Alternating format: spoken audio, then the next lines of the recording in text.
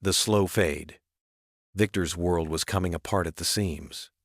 Not in a sudden crash, but in a slow, deliberate fade, like an old photograph left out in the sun. Every morning, the fog in his mind felt a little thicker. The numbers on his architectural plans, once so precise and clear, would swim into a chaotic blur. He blamed it on the pressure, the career-defining project that consumed his life. But deep down, a primal, gut-level fear was starting to stir. This morning was no different. Isabel, his loving wife, placed a vibrant, emerald-green smoothie on the table in front of him. Her smile was as radiant as ever, but her eyes were a different story.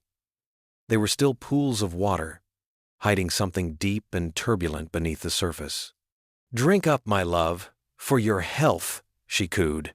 He took the glass. His trust in her was absolute, the only anchor in his unraveling world. The slightly bitter taste of kale hit his tongue, and then the fog became a hurricane. The room tilted violently on its axis. The last thing he saw before the darkness swallowed him whole was Isabel's facial, impossible, terrifying blend of love and horror. The grim diagnosis. The smell of antiseptic hit him first, a clean, sterile coldness that burned the inside of his nose. Victor opened his eyes to a world of white. White walls, white sheets, and the steady, rhythmic beep of a heart monitor next to his ear. Soft light glowed from recessed fixtures in the ceiling. There were no windows to the outside world. This was a space designed to strip away distractions, a room where you could only confront one thing: the stark truth of your own body. "Victor! Oh, thank God, you're awake!" Isabel rushed to his bedside, her eyes puffy and red-rimmed. She squeezed his hand, her fingers ice-cold against his. "You scared the hell out of me," she whispered, laying her head on his chest. He could feel her trembling, and a wave of guilt washed over him. He had pushed himself this far, let his work run him into the ground, and made the woman he loved sick with worry. A few hours later, he was sitting in Dr. Tran's office. The doctor was a man with a severe face and eyes that gave nothing away. He wasn't a family doctor paid to soothe your fears. He was a diagnostician, a hunter paid to find the truth, no matter how ugly. "We've ruled out a stroke, a tumor, or any acute viral infection," Dr. Tran said, his voice as steady as the EKG machine. He swiped through test results on a large monitor. "In some ways, your numbers are almost normal. That's what's so alarming." Victor swallowed, his throat dry. "So, what is it, doctor? Some kind of rare allergy?" Dr. Tran swiveled in his chair to face him directly. "Mr. Victor, what you have is not an illness." He paused, letting the words hang in the air. "It's an assault. Our toxicology screen found traces of a plant-based alkaloid compound. It doesn't kill quickly. Instead, it accumulates, slowly eroding the nervous system, causing cognitive fog, disorientation, and eventual cardiac arrest. It's designed to mimic a natural breakdown from stress." The word poison was never spoken, but it hung in the sterile air like a shard of ice. Victor's world fractured. His mind flashed a slow-motion reel of Isabel's hand, her gentle smile, the green smoothie, her voice, "For your health, my love." Who? It was the only word Victor could manage, his voice a ragged whisper. "I can't answer that question," Dr. Tran said, a flicker of something almost like pity in his eyes. "But I can give you medical advice that is also survival advice. From this moment on, you don't eat or drink anything you haven't prepared with your own 2 hands. Don't trust the pre-made meal, the friendly cup of coffee. Your enemy isn't a stranger. They're close enough to taste your every breath." Victor walked out of the clinic like a man in a dream. Isabel was waiting in the lobby, her face lighting up with relief when she saw him. "What did he say?" He looked at Herthe, a woman he'd loved for 15 years, the mother of his children. Was that smile real? Or was it the perfect mask for a monster? He had to know. But first, he had to survive. He forced a weak smile, deploying an acting skill he never knew he possessed. "It's nothing, honey. Just exhaustion. The doctor said, I need to rest." As they drove home, Victor stared out the window, the city a meaningless blur of color. Dr. Tran was wrong. The enemy wasn't just close. The enemy was sitting right next to him. But in the chaos of betrayal and fear, one thought rose above the noise, clear and solid as a lighthouse beacon. He needed an ally, someone outside this toxic circle. Someone smart, powerful, and trustworthy. He needed to talk to Damien. Only Damien could give him the clear-headed advice he needed to survive this nightmare. The benevolent boss. Damien Thorne's office was on the top floor of a steel and glass tower, a modern fortress in the sky. For Victor, it had always been a symbol of power, ambition, and most importantly, safety.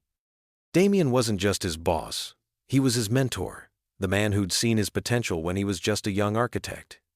Now, walking across the thick wool carpet and breathing in the scent of expensive leather, he felt like a pilgrim approaching a shrine, hoping for a miracle.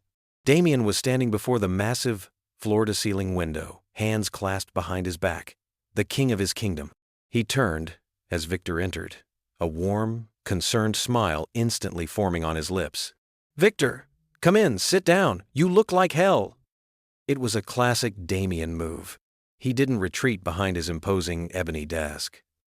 Instead, he took the plush armchair opposite Victor, a subtle gesture designed to dissolve the hierarchy and create an illusion of intimacy.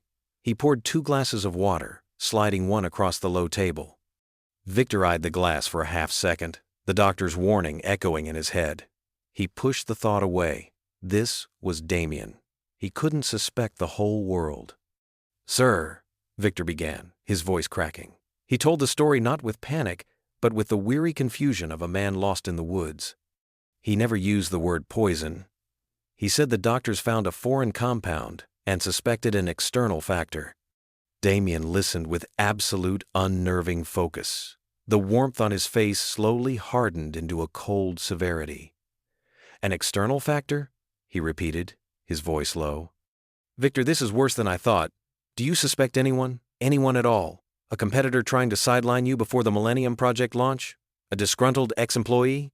Deftly, Damien planted seeds of doubt, directing Victor's gaze anywhere but his own home.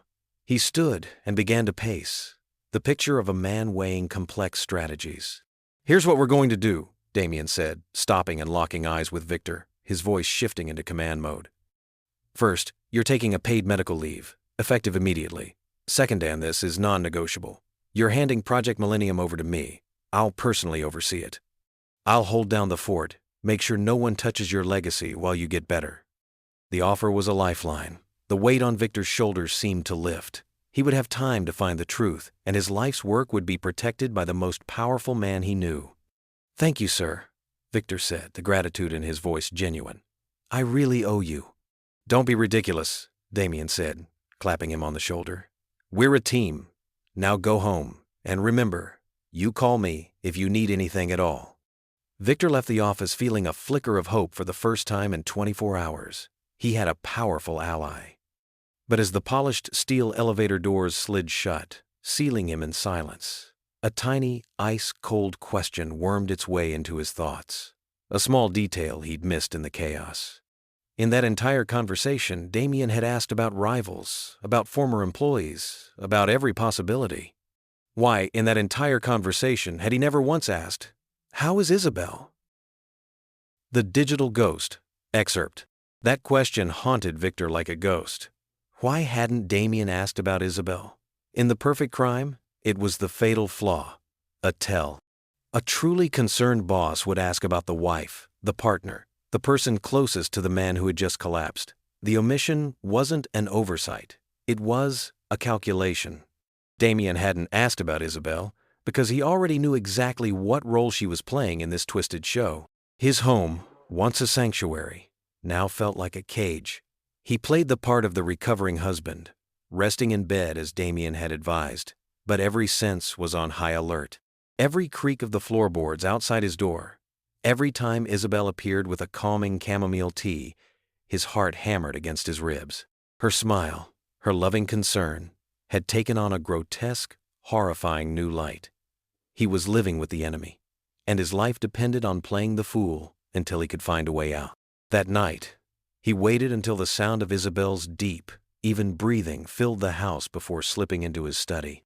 The only light was the cold, blue glow of his monitor, casting sharp shadows on his determined face. He couldn't go to the cops. A hunch? A gut feeling? They'd laugh him out of the station. He needed cold, hard, undeniable proof. He picked up his phone, scrolling to a number he'd saved under the name Acoustic Consultant. The voice on the other end was crisp and professional. Veronica Sterling. "It's Victor," he whispered, his own voice sounding raspy and foreign to him. "I think I found something."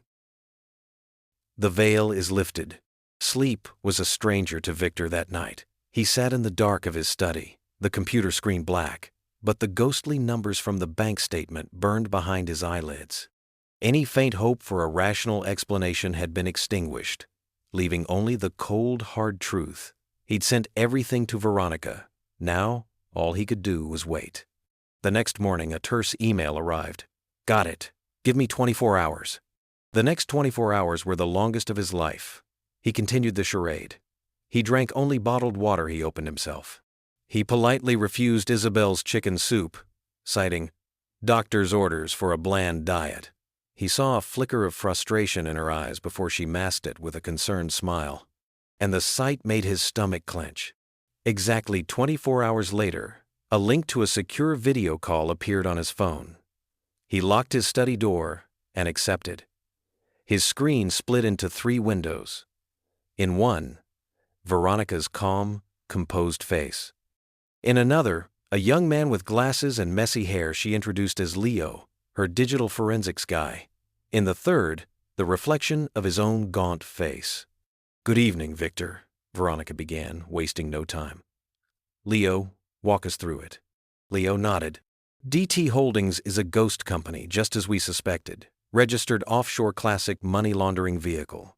But even ghosts leave footprints," he said with a slight, self-satisfied smirk. "Damien Thorne is careful. He uses encrypted channels.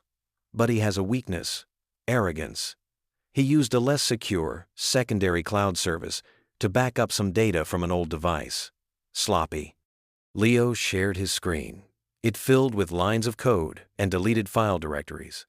"I was able to recover fragments of deleted text messages between one of Damien's devices and a burner phone," Leo explained. "That burner, we traced its activation signal to a cell tower near your neighborhood, Victor. It belongs to Isabel." Victor's heart stopped. He held his breath as the recovered messages appeared on the screen, arranged chronologically. 2 months ago. Damien, how's the dosage? Make sure it's not too sudden. Isabel, same as always. He just thinks he's overworked. 1 week ago. Damien, he saw a doctor. He's getting suspicious. Be more careful. Isabel, I know what to do. A wave of nausea washed over Victor. He was reading the script for his own murder. And then, the final text appeared. The one that killed any last shred of hope. 3 days ago, a few hours after Victor and Damien's meeting. Damien, he was just here. Doesn't suspect a thing. Project Millennium is almost ours. Keep going. He'll be just a memory soon. The veil wasn't just lifted. It was shredded. The poisoning, the theft of his life's work. It was all there in cold, black and white text. This wasn't just a wife's betrayal. This was a death sentence signed by his mentor and carried out by the woman he loved. Veronica let the silence hang for a moment, allowing the full weight of the truth to land. "We have enough to ruin him civilly, to freeze his assets," she said, her voice firm. "But to put him away for attempted murder, a prosecutor will want an eyewitness, a confession." She looked directly into the camera, her gaze piercing. "We have the puppet master. Now we need the puppet to talk. You have to confront her, Victor, and you have to make her talk." Chapter 6. The Death Ride. The air inside their luxury sedan was thicker, more suffocating than any poison. Outside, the city slid by in a wet blur of neon and light rain. Victor gripped the steering wheel, his knuckles white. He had told Isabel they had an appointment with a neurology specialist across town, one that Damien had so helpfully recommended. It was the perfect trap, built from the very scaffolding of their lies. Isabel sat in the passenger seat, unusually silent. She kept glancing at her phone, her lips pressed into a thin, hard line. Was she waiting for instructions from Damien? Or looking for an escape route? "You seem tense," Victor said, his voice unnervingly calm. He didn't look at her, his eyes fixed on the slick road ahead. "Just worried about you," she replied, her voice lacking its usual easy grace. "Really?" Victor said. "I thought you might be worried about DT Holdings." He dropped the name casually, as if he were commenting on the weather. But in the cramped space of the car, the name detonated like a grenade. He felt the immediate shift in the atmosphere. The air went rigid. He risked a sideways glance. All the color had drained from Isabel's face. I don't know what you're talking about," she stammered, her eyes darting around wildly. "You don't?" Victor's voice was ice. "Then let me remind you." He held the steering wheel with one hand, using the other to pick up his phone from the console where it had been waiting. He unlocked it, the screen flaring to life, displaying the damning chain of texts between her and Damien. He didn't have to say a word, he just held it up for her to see. It was the moment Isabel's mask didn't just crack, it shattered. Denial, fear, and then the pure, animal panic of being cornered. "Where did you get that?" she shrieked, her voice shrill. She was no longer the elegant wife. She was an exposed conspirator. She lunged for it. "Give it to me!" "The show's over, Isabel!" Victor roared, yanking the phone back. The struggle was furious, contained in the few inches between them. In her frenzy, Isabel grabbed the steering wheel. The car swerved violently into the next lane. The blare of a truck horn screamed behind them. Victor wrestled to regain control, but it was too late. He had just enough time to see the blinding glare of headlights fill the windshield. A horrifying screech of metal on metal ripped through the night. Glass exploded like diamond dust. His world flipped upside down in a violent vortex of steel and darkness. And as his consciousness faded, the last image burned into his mind wasn't of the oncoming truck, but of Isabel's face. For a split second, he saw the terror in her eyes. But beneath it, he saw something else. Something far more chilling. Relief. Confession on a hospital bed. Victor woke to a symphony of chaos. The distant wail of an ambulance faded into the frantic, high-pitched beeping of monitors, the rattle of gurney wheels on tile, and the clipped, urgent voices of doctors calling out orders. The air was thick with antiseptic and the sharp, coppery tang of blood. He was on his back on a gurney, a searing pain shooting from his left shoulder down his arm. A nurse was cutting away the sleeve of his dress shirt, her face a mask of professional focus. "Dislocated shoulder," she stated flatly. "And a laceration on your forehead. You're a lucky man." Lucky. The word was a bitter joke. He didn't feel lucky. He felt like a fighter who'd somehow survived a brutal round, only to realize the next one, the deadlier one, was about to begin. "My wife," he grunted, trying to push himself up, the pain making him grimace. "Where's my wife?" "The female patient from the MVC is being treated," the nurse said without looking up. "Fractured femur and possible internal injuries. She isn't going anywhere." Ignoring her protests, Victor swung his legs over the side of the gurney and stood. The pain in his shoulder was a hot white fire, but it only sharpened his focus, burning away everything but one thought. He had to get to her, now, before Damien could. He staggered through the maze of blue curtains separating the base each one, a small stage for its own private tragedy. And then he saw her. Isabel was lying on a bed, one leg immobilized in a traction splint. Her beautiful face, a swollen, discolored mess. A clear oxygen cannula was nestled beneath her nose. She turned her head, and when her eyes met his, they widened, not with relief, not with concern, but with pure animal terror. Checkmate. Damien Thorne stood at the head of the long mahogany conference table, feeling, for all intents and purposes, like a god. The city's most powerful men and women, the board of directors shung on his every word, their faces reflecting a mixture of awe and admiration. On the massive screen behind him, the sleek logo for Project Millennium gleamed. This was his moment, the moment he presented his vision, built on the ashes of Victor's career and, almost, his life. "Ladies and gentlemen," Damien began, his voice booming with confidence. "Today, I'm not just going to show you a project, I'm going to show you the future." Just then, the heavy frosted glass doors to the boardroom swung open. Every head turned, Veronica Sterling walked in, flanked by two men in dark, impeccably tailored suits. Her stride was unhurried, radiating a cold authority that immediately silenced the room. "Pardon the interruption, gentlemen," Veronica said, her voice clear and sharp, cutting through Damien's presentation.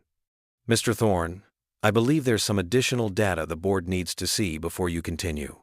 Damien froze, the self-satisfied smile on his face turning to stone. "Who the hell are you? Security?" But it was too late. On the massive screen behind Damien, the Project Millennium logo flickered and vanished. In its place, a bank statement appeared, showing the neat, orderly flow of cash from DT Holdings into Isabel's account. A quiet gasp rippled through the room. "This is a setup," Damien roared, his face flushing a deep red. "It's a fabrication! Slander!" The screen changed again, this time to a string of text messages. "How's the dosage?" And "He'll be just a memory soon." The silence in the room was now absolute, heavy as a tombstone. The board members stared at Damien with expressions of pure horror and disgust. The king was naked. And then came the final blow. No images this time, just sound. Isabel's sobbing, broken voice filled the pristine conference room, broadcast through the state-of-the-art speaker system. Her confession, every detail of the poisoning plot, the plan to steal the project, Damien's cold-blooded instructions echoed off the glass walls. It was the sound of a world ending. When the recording finished, the doors opened one last time. This time, it wasn't a lawyer. Two FBI agents, badges gleaming on their jackets, entered with practiced silence. "Damien Thorne," one of them said calmly, "you're under arrest for conspiracy to commit murder and corporate fraud." Damien didn't scream anymore. All the power, all the fight had drained out of him. As they cuffed his hands behind his back, his empty eyes drifted toward the doorway. Victor was standing there. His shoulder was in a sling. A fresh cut was stitched above his eye. But he stood tall. He said nothing. He just watched. His eyes held no hatred, no triumph. Just a vast, cold emptiness as he watched the man who tried to erase him get erased from his own kingdom. Damien Thorne, the king in his glass tower, was in checkmate. The game, at last, was over. Or so Victor thought. The Widow's Web. 1 year later, the darkness that had consumed Victor's world was gone. In its place was a quiet, hollow space he was trying to fill with the mundane. The laughter of his two daughters. Movie nights on the sofa. Work.